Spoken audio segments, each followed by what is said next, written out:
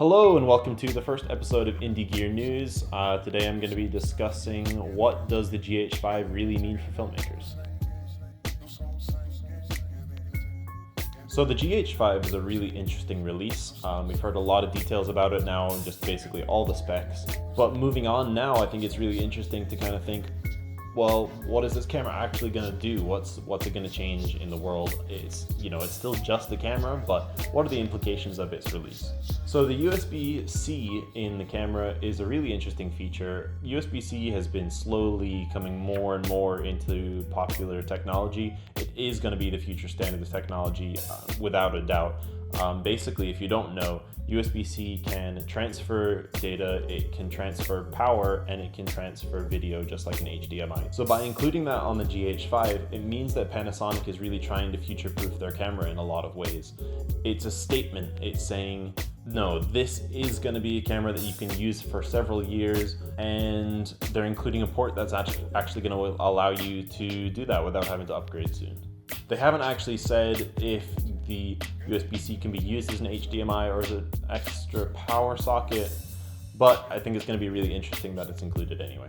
6K anamorphic is a really interesting feature. It won't be coming out immediately when the camera is released, but it will come out with a software update later down the line. GH4 was one of the first cameras to really push 4K video through mirrorless internally.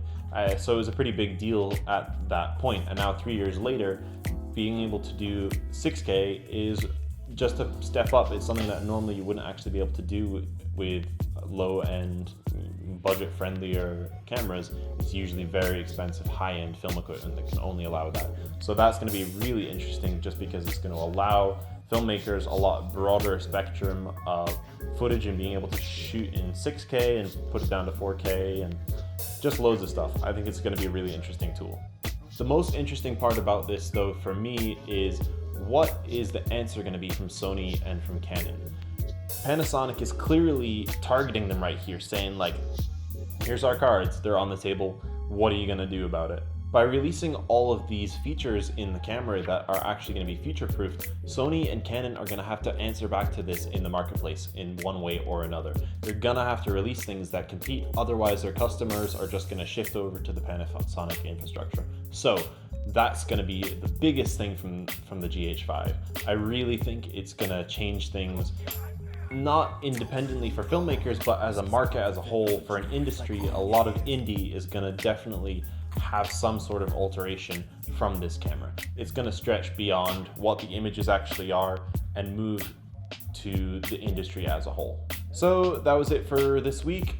Just a quick video. Let me know in the comments if you think more indie gear news would be interesting or what your opinions of the GH5 are. I want to pick one up as soon as possible, but who knows? We'll see. Fingers crossed. Subscribe, like, all that shit.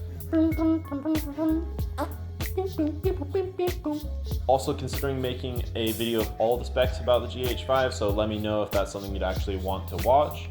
Otherwise, thanks very much for watching, and I'll see you next week.